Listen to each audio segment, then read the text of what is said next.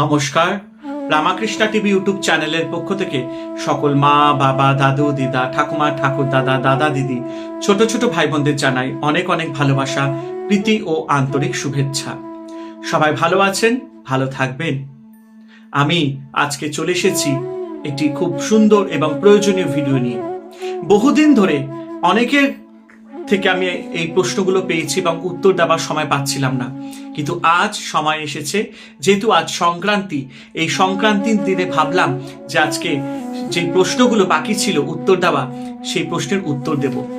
এবং একটি অনুরোধ করব যে সম্পূর্ণ ভিডিওটি দেখার জন্য আপনারা প্লিজ প্লিজ প্রথম থেকে শেষ অবধি থাকবেন এবং রামাকৃষ্ণা টিভি ইউটিউব চ্যানেলকে সাবস্ক্রাইব করবেন, কারণ আপনাদের সহযোগিতাটা আমার খুব দরকার। আমার কাছে বহু মানুষের প্রশ্ন এসেছিল যে আমরা তুলসী পত্র, এই যে তুলসী সেবা করি, এই তুলসী পত্র আমরা একাদশীর দিনকে চয়ন করতে পারবো কিনা, বা তুলসী গাছ যে আমরা যে তুলসী সেবা করি, বাড়িতে তো আমাদের সবার আছে তুলসী গাছ, তো তাকে আমরা ছুতে পারবো কিনা একাদশীর দিন, কোন কোন দিন আমরা তুলসী মাতাকে বা তুলসী রানীকে আমরা জলদান দিতে পারবো, কোন কোন দিন আমরা তুলসী পত্র চয়ন করতে পারবো, কোন কোন দিন চয়ন করতে পারবো না, কখন তুলসী গাছে জল দেব, কখন তুলসী গাছে মানে তুলসী গাছ থেকে তুলসী পত্র চয়ন করব, হ্যাঁ, বা রাত্রিবেলা তুলসী চয়ন করা যাবে কিনা, বা মধ্যবেলায় তুলসী চয়ন করতে পারবো কিনা, ঘুম থেকে উঠে মুখ হাত পা ধুয়ে তুলসী গাছে জল দিতে পারবো কিনা, তুলসী গাছে চয়ন করতে পারবো কিনা, হ্যাঁ, তারপরে জুতো পরে তুলসী চয়ন করতে পারবো কিনা, ঠিক আছে, নানান রকম প্রশ্ন। তুলসী গাছের কখন সেবা করব, তুলসী সেবা করলে কি হয়, একাদশীর দিনে তুলসী সেবা করা যাবে কিনা, তুলসী গাছে জল দেওয়া যাবে কিনা, রবিবারে তুলসী গাছে জল দেওয়া যাবে কিনা, নানান রকম এরকম প্রশ্ন আমার কাছে এসছে। এবং আমি ভাবলাম যে আজকে সেই দিন, সংক্রান্তির দিন, এবং আজকের দিনে আমি আজকে এই প্রশ্নের প্রত্যেকটি উত্তর আজকে আমি দেব। তুলসী চয়ন মন্ত্র কি, তুলসীর প্রণাম মন্ত্র কি, তুলসী যে প্রদক্ষিণও করব সেইটার কি সময় এবং তার কি মন্ত্র আছে, তুলসী জলদানের কি মন্ত্র আছে, নানান রকম আজকে আমরা এসেছি এই তুলসী গাছ নিয়ে আলোচনা করতে। তবে অনুরোধ করব আপনারা কিন্তু অবশ্যই অবশ্যই সম্পূর্ণ ভিডিওটি দেখবেন, তাহলে কিন্তু আপনারা সবাই সবকিছু জানতে পারবেন এই তুলসী পত্র সম্পর্কে। ভীষণ একটি ইম্পর্টেন্ট ভিডিও, এবং যারা এই ভিডিওটি দেখছেন অবশ্যই তাদেরকে একটাই কথা বলবো, প্লিজ আপনারা কমেন্ট করবেন হরে কৃষ্ণ বা ওং নমঃ ভগবতে বাসুদেবায় নমঃ। ঠিক আছে, তো চলুন শুরু করা যাক। দেখুন, আমরা প্রত্যেক দিন তুলসী রানীকে সেবা করি, প্রত্যেক দিন আমরা তুলসী মাতাকে দেখি, হ্যাঁ, এবং আমরা সবাই জানি যে তুলসী মাতাকে দেখলে খুব ভালো হয়, ঠিক আছে, এবং বৈকুণ্ঠে সে মানুষ গমন করে দেহত্যাগের পর। তো তুলসী দেবী, তুলসী গাছ এমন একটি মানে কি বলবো, গাছ যাকে সেবা করলে, যাকে পূজা করলে জীবন ধন্য হয়ে যায়। তো তুলসী চয়ন, এই যে তুলসীর চয়ন আমরা কখন করব সেটা সম্পর্কে আমি আজকে বলবো। আমি অনেকে দেখেছি, আমি অনেক মন্দিরে গেছি, অনেক জায়গায় স্থানে দেখেছি, তাদের দেখছি জুতো পরে তুলসী চয়ন করছে। সেটা অবশ্যই করবেন না, ঠিক আছে? সব সময় আপনি যে কোনো ধার্মিক স্থানে যান, বা আপনি আপনার বাড়িতে থাকুন, বা আপনি যেখানেই যান, সব সময় যখন আপনি তুলসী চয়ন করছেন, সব সময় জুতো বাইরে খুলে তারপরে পা ধুয়ে তারপরে আপনি তুলসী গাছকে ছোবেন, স্পর্শ করবেন, তুলসী রানীকে স্পর্শ করে তারপরে ধীরে সুস্থে সুন্দর করে আপনারা তুলসী চয়ন করবেন। কারণ তুলসী, আমরা সবাই জানি যে তুলসী পত্র কিন্তু ভগবান শ্রী বিষ্ণুর খুব প্রিয় পত্র। তো তুলসী ছাড়া ভগবান বিষ্ণুর পূজা হয় না। তাই জন্য সবসময় তুলসী রানীকে, মানে যে আমরা যে তুলসী রানী যে আমরা সেবা করি তাকে সবসময় সম্মান করতে হবে, ঠিক আছে? তাই জন্য কখনো জুতো পরে তুলসী চয়ন করবেন না, ঠিক আছে? ঘুম থেকে যখন উঠবেন বাসি গায়ে বা সে আপনি মুখ হাত পা ধুন, বা আপনি মুখ হাত পা ধুয়ে আপনি একটা অন্য ভালো জামা বস্ত্র পরুন, হ্যাঁ, জামা প্যান্ট বা বস্ত্র পরে আপনি তুলসী গাছে জল দিচ্ছেন, তুলসী চয়ন করছেন, সেটাও করবেন না। আপনি পুরো স্নান করবেন, স্নান করে পুরো শুদ্ধ হয়ে তারপরে ভালো পরিষ্কার বস্ত্র পরে তারপরে তুলসী গাছে জল দান করবেন, তারপরে আপনি তুলসী চয়ন করতে পারেন। মনে রাখবেন, রাত্রিবেলা বা মধ্যাহ্ন দুপুরবেলা অথবা সূর্য ওঠার আগে, একদম সূর্য ওঠার আগে এবং সূর্য অস্ত যাওয়ার পর, এই সময়টা একদমই তুলসী চয়ন করবেন না। দিনের বেলা তুলসী চয়ন করবেন। এবং অবশ্যই একটা কথা বলবো, পুরো পরিষ্কার হয়ে তুলসী চয়ন করবেন। গায়ে যাতে কোনো রকম তেল মাখা থাকবে না, ঠিক আছে? সব সময় চান টান করে, ঠিক আছে, নতুন বস্ত্র পরে শুদ্ধ হয়ে তুলসী রানীকে জল দান করবেন, তারপরে আপনি তুলসী চয়ন করতে পারেন। এই হচ্ছে নিয়ম। তো এই কটি নিয়ম কিন্তু মেনে চলতে হবে। এবার আমরা তুলসী চয়ন কোন দিন করতে পারবো এবং কোন দিন করতে পারবো না, বিশেষত তুলসী চয়ন আমরা বিশেষ করে পূর্ণিমার দিন, দ্বাদশীর দিন, মানে একাদশীর পরের দিন, সেটাকে বলা হয় দ্বাদশী। তাই পূর্ণিমার দিন, দ্বাদশীর দিন, সংক্রান্তির দিন এবং অমাবস্যার দিন এবং এই রবিবার বিশেষ করে, হ্যাঁ, এই 5টি দিন আমরা তুলসী চয়ন করতে পারবো না, ঠিক আছে? আমি আবারও বললাম, পূর্ণিমার দিন, দ্বাদশীর দিন, সংক্রান্তির দিন, অমাবস্যার দিন এবং রবিবারে আমরা তুলসী চয়ন করব না। এবং তুলসী চয়ন এই দিনে করলে কিন্তু ভগবান বিষ্ণুর মস্তক ছেদন করা হয় বলা হয়, এবং এতে কিন্তু ঘোর পাপ লাগে। তাই জন্য ভুলেও শাস্ত্রবিধি অনুসারে এই 5টি সময়, এই 5টি দিনে আমরা তুলসী চয়ন করব না। তুলসী চয়ন যখন করব তার জন্য কিন্তু আমরা নখের ব্যবহার করব না, ঠিক আছে? যখন আমরা তুলসী চয়ন করব না, তো সাপোজ ধরুন এটা ডালটা আছে, ডালটাকে খুব ধীরে সুস্থে ধরুন, এই আপনার বাঁ হাত দিয়ে ডালটা ধরবো এবং খুব আস্তে করে তুলসীটি চয়ন করব। এবং তুলসী মঞ্জুরি যেটা আছে সেটা সবসময় একদম কচি মঞ্জুরি, সেইটা আমরা চয়ন করতে পারবো। কারণ তুলসী মঞ্জুরি যেটা আমরা ভগবান বিষ্ণুর পাদপদ্মে বা ভগবান শ্রীকৃষ্ণের পাদপদ্মে দিলে সেটি খুব ভালো হয়। তাই জন্য যখনই দেখবেন খুব কচি তুলসী মঞ্জুরি যেটা একদম সবুজ রঙের রয়েছে, সেটা সুন্দর করে একদম আগা থেকে পাতা সমেত সুন্দর করে তুলবেন। এবং একটা খেয়াল রাখবেন যে তুলসী মঞ্জুরি যখন আমরা চয়ন করছি, কোনো ডাল বা কোনো কিছু যাতে ক্ষয়ক্ষতি না হয় বা কোনো ডাল যাতে ভেঙে না যায়, খুব সাবধানে করতে হয়। এবং তুলসী চয়নের একটি মন্ত্র আছে, সেই মন্ত্রটি কি আপনাদেরকে এক্ষুনি শোনাচ্ছি। তুলসী চয়নের মন্ত্র হচ্ছে, তুলস্য মৃত জন্মাসি সদা তং কেশব প্রিয়া কেশবার্থে চিনোমি ত্বং বরদা ভব শোভনে। দ্বাদশী তিথিতে তুলসী চয়ন নিষিদ্ধ। ঠিক আছে, তো এই হচ্ছে তুলসী চয়নের মন্ত্র। এবং এই তুলসী চয়ন যখনই আমরা করি, ঠিক আছে, তার একটা ইয়ে থাকে, আপনার একটা অর্থ আছে, সেটা আমি আপনাদেরকে এক্ষুনি পড়ে শোনাচ্ছি।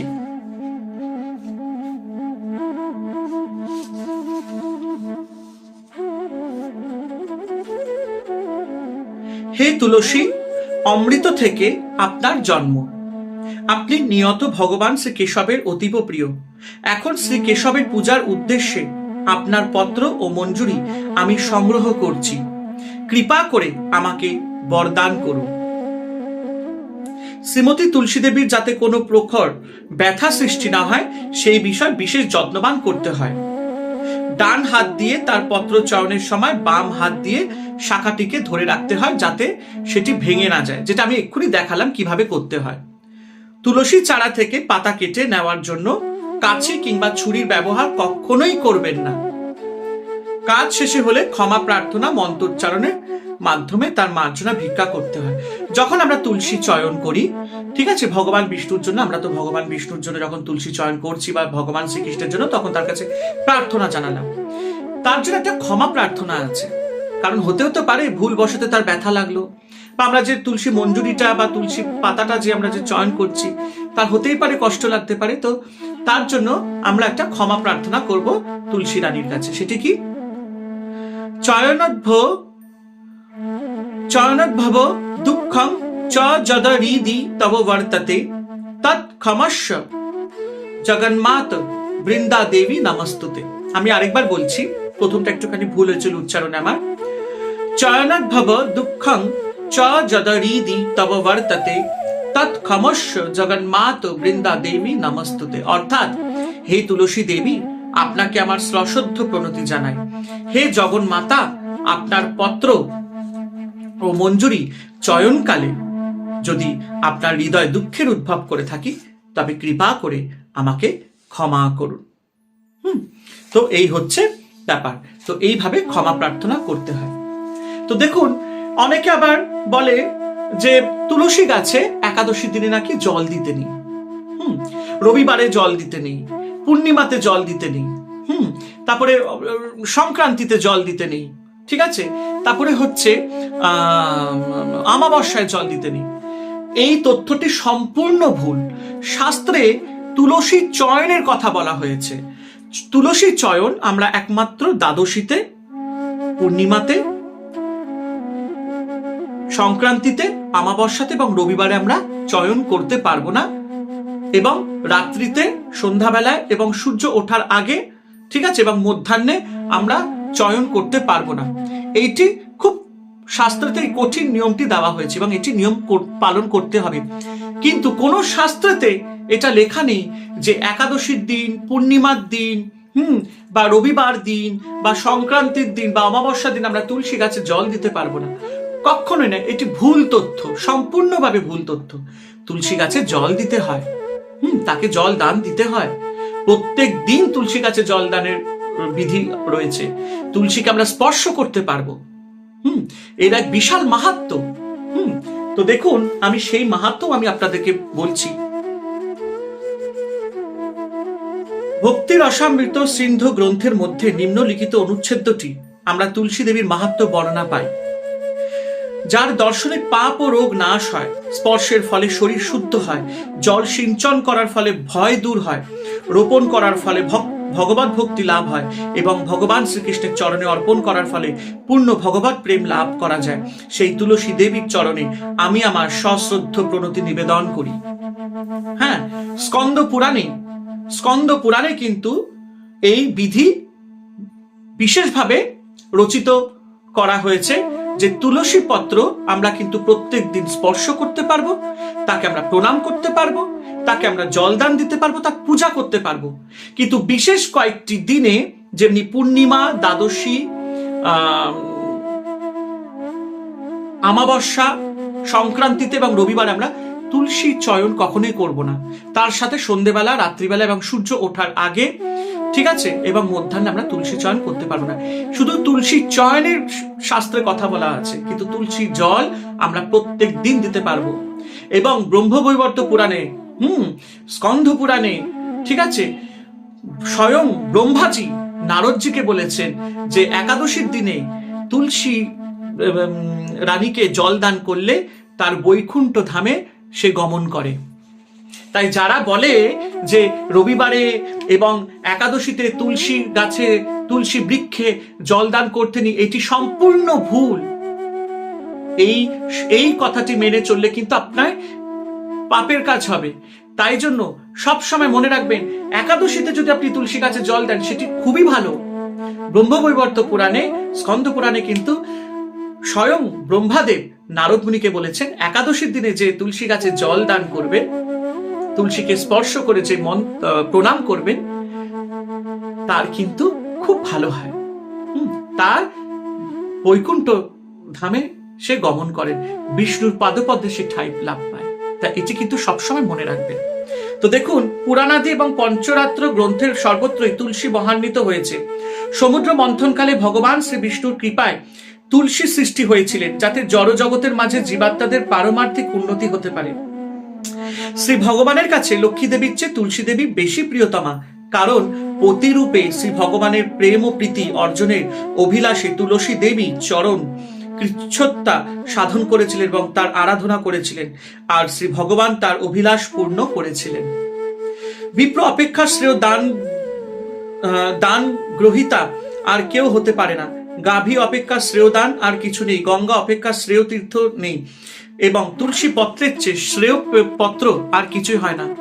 তাই শ্রী ভগবানকে একটি মাত্র তুলসী পত্র নিবেদন করে যা পাওয়া যেতে পারে, সব রকমের পত্র পুষ্প নিবেদন করেও তা হয় না।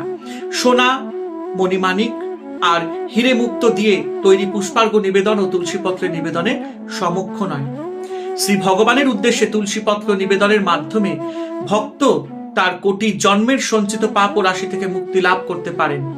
যখন ভক্ত শ্রী ভগবানের মাথায় তুলসী নিবেদন করেন, তখন ভক্তের সমস্ত অবর্ণীয় ও অলক্ষিত পাপ ও রাশি বিনষ্ট হয়ে যায়। তাহলে ভগবান বিষ্ণুর মাথায় যদি আপনি একটু চন্দন দিয়ে যদি তুলসী পত্র দেন, আপনার সমস্ত পাপ দূর হয়ে যাবে।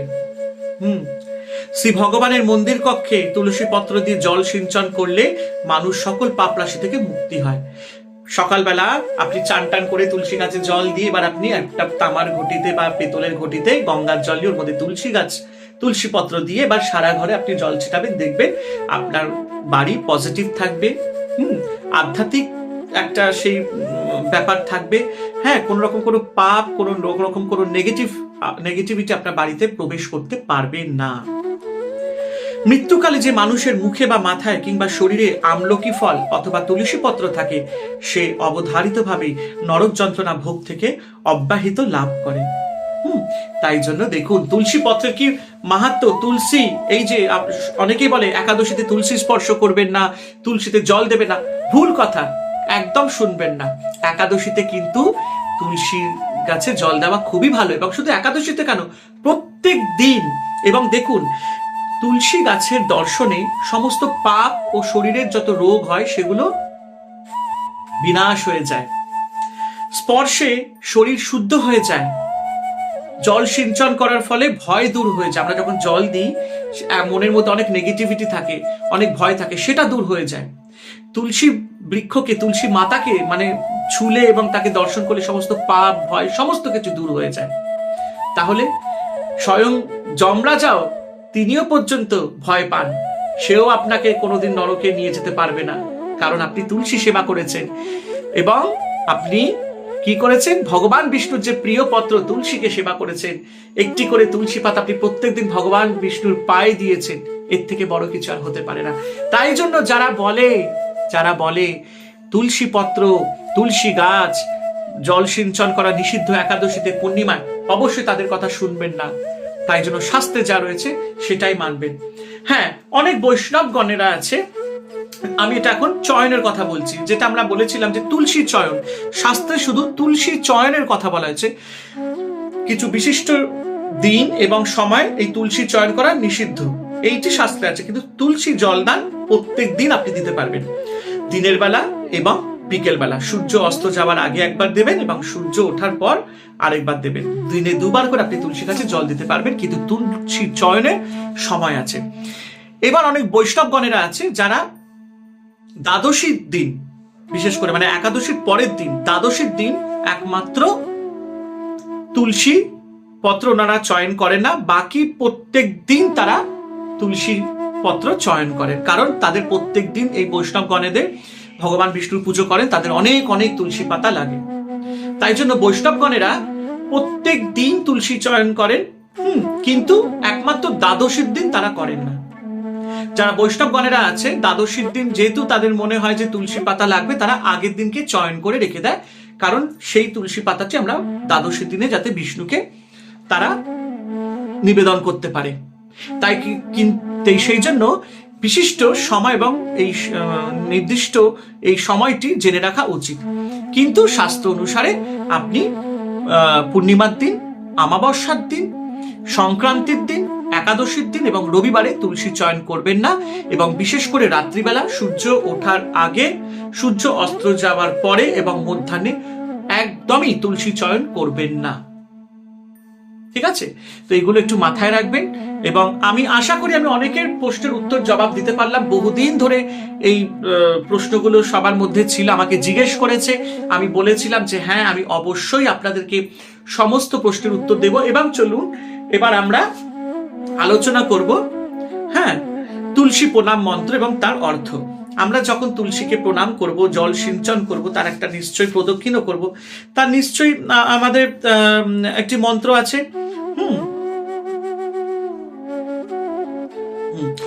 তুলসী দেবীকে যখন আমরা জল সিঞ্চন করব, তার মন্ত্র হচ্ছে ওম গোবিন্দ বল্লভাং দেবীং ভক্ত চৈতন্য কারিণীম স্নাপয়ামি জগদ্ধাত্রী কৃষ্ণ ভক্তি প্রদায়িনী। অর্থাৎ শ্রী গোবিন্দের প্রিয়তমা, জগৎ জননী, সকল ভক্ত বৃন্দের চেতনা প্রদায়িনী এবং শ্রীকৃষ্ণের ভক্তি প্রদায়িনী শ্রীমতী তুলসী দেবী, আপনাকে আমি স্নান সেবা নিবেদন করছি। এইভাবে করতে হয়। তারপরে ভগবানকে তুলসী প্রণাম, জল সিঞ্চন করার পর তুলসী রানীকে প্রণাম মন্ত্র 3 বার উচ্চারণ করতে হয়। সেটা হচ্ছে ওম বৃন্দাবৈ তুলসী দেবৈ প্রিয়ৈ কেশবস্য কৃষ্ণ ভক্তি প্রদে দেবী সত্যবতৈ নমো নমঃ। অর্থাৎ ভগবান শ্রীকেশবের অতি প্রিয় বৃন্দা শ্রীমতী তুলসী দেবীর উদ্দেশ্যে আমার পূর্ণ প্রণতি নিবেদন করি। হে দেবী সত্যবতী, শ্রীকৃষ্ণের উদ্দেশ্যে আপনি আমাদের ভক্তি প্রদান করুন। তারপরে আমরা প্রদক্ষিণ, যখন আমরা তুলসী দেবীকে প্রদক্ষিণ করব, ঠিক আছে, 4 বার প্রদক্ষিণ করতে হয় তুলসী দেবীকে।